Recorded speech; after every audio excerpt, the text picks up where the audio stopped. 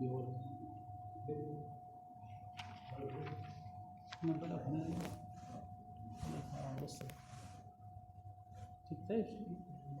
آتا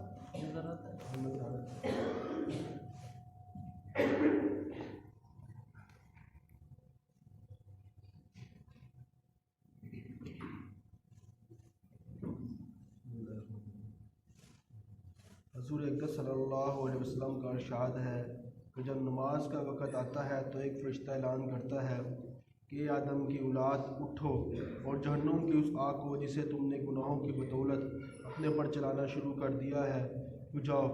چنانچہ دیندار لوگ اٹھتے ہیں، وضو کرتے ہیں اور ظہر کی نماز پڑھتے ہیں، جس کی وجہ سے ان کے گناہوں کی صبح سے ظہر تک کی مغفرت کر دی جاتی ہے۔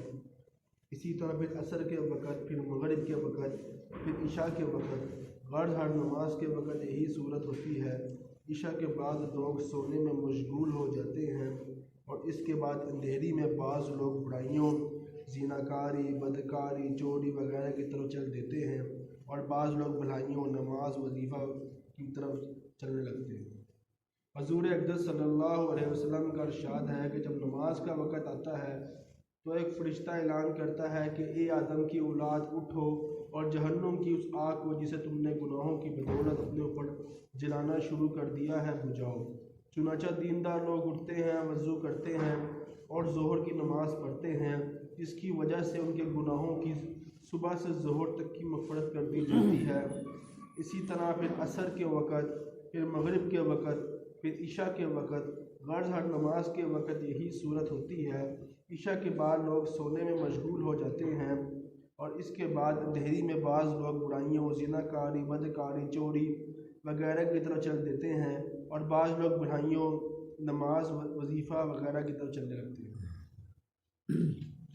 فائدے میں شیخ لکھتے ہیں، حدیث کی کتابوں میں بہت کثرت سے یہ مضمون آیا ہے کہ اللہ جل شانہ اپنے لطف سے نماز کی بدولت گناہوں کو معاف فرماتے ہیں، اور نماز چونکہ استغفار خود موجود ہے جیسا کہ اوپر گزرا، اس لیے صغیرہ اور کبیرہ ہر قسم کی گناہ اس میں داخل ہو جاتے ہیں، بشرطے کہ دل سے گناہوں میں ندامت بھی ہو۔ خود حق تعالی شانہ کا ارشاد ہے جیسا کہ حضرت سلمان رضی اللہ تعالیٰ عنہ ایک بڑے مشہور صحابی ہیں، وہ فرماتے ہیں جب عشاء کی نماز ہو لیتی ہے تو تمام آدمی 3 جماعتوں میں منقسم ہو جاتے ہیں۔ ایک وہ جماعت ہے جس کے لیے رات نعمت ہے اور کمائی ہے اور بھلائی ہے، وہ حضرات وہ ہیں جو رات کو فرصت اور غنیمت سمجھتے ہیں۔ جب لوگ اپنے راحت و آرام میں اور سونے میں مشغول ہو جاتے ہیں تو یہ لوگ نماز میں مشغول ہو جاتے ہیں اور ان کی رات ان کے لیے اجر و ثواب بن جاتی ہے۔ دوسری وہ جماعت ہے جس کے لیے رات وبال ہے، عذاب ہے، یہ وہ جماعت ہے جو رات کو تنہائی میں فرصت و غنیمت سمجھتی ہے اور گناہوں میں مشغول ہو جاتی ہے اور ان کے لیے رات ان پر وبال بن جاتی ہے۔ تیسری وہ جماعت ہے جو عشاء کی نماز پڑھ کے سو جاتی ہے، اس کے لیے نہ وبال ہے، نہ کمائی، نہ کچھ گیا نہ کچھ آیا۔ میرے بھائی دوستوں جو ہے نا، نماز کی جو ہے نا پابندی کرنا دوستوں، نماز جو ہے نا وہ فرض ہے، کھانا فرض نہیں ہے، سونا فرض نہیں ہے، لیکن نماز فرض ہے۔ اس میں یہ وہ چیز ہے کہ جس کے بارے میں تو یہ ہے کہ اس کے بارے میں تو پوچھ ہوگی، اس کی تو معافی ہے ہی نہیں، اس لیے میں بھائی دوستوں نماز کی پابندی کرنا اور مسجد میں آ کے نماز پڑھنا اول وقت میں تکبیر اولیٰ کے ساتھ۔ جو شخص 40 دن تک اس طرح نماز پڑھے تو اس کے تکبیر اولیٰ فوت نہ ہو، اللہ کی طرف سے 2 انعامات کا وعدہ ہے۔ پہلا یہ کہ اس کو منافقوں کی نہیں مرے گا، نفاق سے بری ہو جاتا ہے، اور دوسرا جہنم سے چھٹکارا۔ اس لیے جو ہے نا نماز پر جو ہے نا مسجد میں آ کے پڑھنا۔ اس میں میرے بھائی دوستوں جو ہے نا ہم جہاں کہیں بھی ہوں سفر میں، اب تو ہر جگہ ہر گلی میں مسجد ہوتی ہے، ہر محلے میں مسجد ہے، اور ہر سفر میں ہو جہاں جب نماز کی آواز آ گئی تو میرے بھائی دوستوں اس وقت اب جو ہے اللہ کی طرف سے بلاوا آ گیا، ہم مسجد میں جائیں۔ اور جو صحابہ کرام کی تو اذان کی آواز سن کے یہ حالت ہو جاتی تھی کہ چہرے کا رنگ زرد پڑ جاتا تھا، ہاتھ کے رونگٹے کھڑے ہو جاتے تھے، آواز میں کب کبھی آ جاتی تھی، ساتھ والا پوچھنے میں جو ہے نا ہو جاتا تھا، مجبور ہو جاتا تھا کبھی ہوا کیا ہے، تو کہتے ہیں تمہیں نہیں پتہ کس کا بلاوا آ گیا۔ حدیث شریف کا مفہوم ہے جب مسلمان نماز میں داخل ہوتا ہے نا تو اللہ تعالیٰ سارے پردوں کو ہٹا دیتے ہیں اور اس کی بات کو غور سے سنتے ہیں کہ جب تک وہ کھانسی وغیرہ یا کسی اور چیز میں مشغول نہیں ہوتا۔ جب وہ اور چیزوں میں مشغول ہوتا، اس کا دھیان نہیں ہوتا نماز میں، تو تو اللہ بھی اپنا دھیان ڈالا ہے. اس لیے نماز کو خشوع اور خضوع کے ساتھ پڑھنا. اس کے لیے نماز میں خشوع و خضوع کس نے پیدا ہوگا؟ اس لیے نفلوں کا بھی اہتمام ہو ساتھ. ساتھی کوشش کریں گے انشاءاللہ. میرے بھائی دوستو، ایک تو یہ ہے کہ میں خود نماز پڑھوں، یہ خود ذکر کروں، خود میں تلاوت کروں، خود میری جو ہے نا سارے کام. ایک یہ تو ہے نیک لوگوں کی جو صفت. ایک ہے کہ میرا بھائی بھی یہ کام کرے. میں نماز پڑھتا ہوں، میرے ساتھ والے گھر والا بھی نماز پڑھے، میرے محلے والے کی بستی والے بھی 100% نماز کے اوپر آ جائیں. یہ چیز ہے نا، یہ میرے دوست انبیاء علیہ السلام کی صفت ہے. اور یہ جو امت ہے اس کو بہترین امت اس لیے کہا گیا ہے کہ یہ خود کی ذمہ داری اس لیے پیدا نہیں ہوئی کہ اس کی ذمہ صرف خود کا کام ہی ہے. اس کے ذمہ یہ ہے کہ یہ دوسروں کو بھی بھلائی کا حکم کرتی ہے ساتھ ساتھ. اگر یہ خود گناہوں سے بچتی ہے تو دوسروں کو بھی اس کی بچانے کی فکر کرتی ہے. جو فکر اللہ تعالیٰ نے اس کے ساتھ جوڑ دیا نا، اللہ تعالیٰ نے اس کا رتبہ تمام امتوں سے اوپر کر دیا.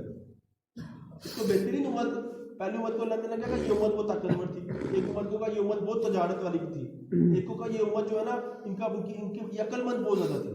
اس امت کو اللہ تعالیٰ نے کہا یہ بہترین امت ہے.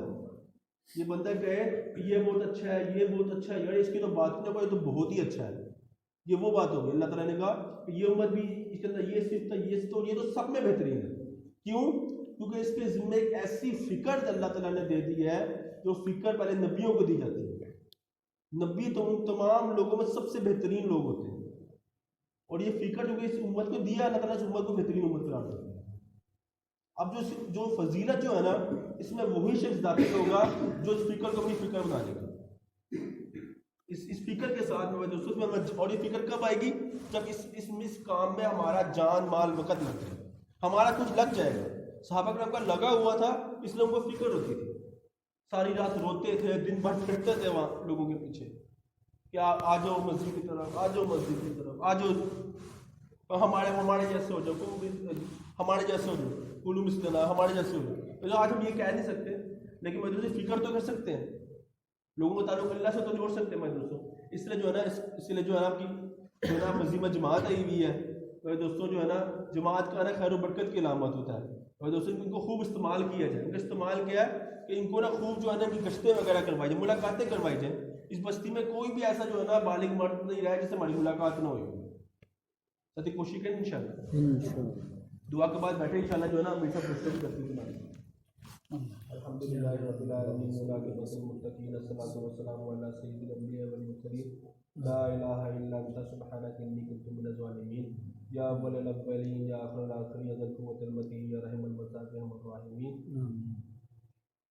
صلی اللہ تعالی علی خیر خلقہ محمد وآلہ وصحبہ اجمعین. صبح سے روزے کی جماعت بھی ہے، کل صبح سے روزے کی جماعت نکل رہی ہے. کتنے بجے؟ 7-8 بجے.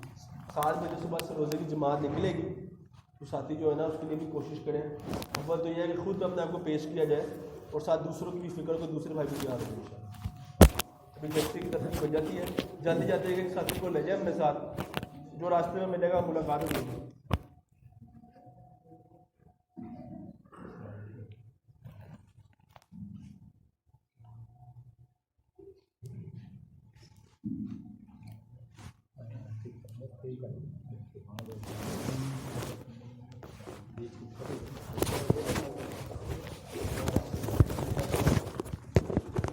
جی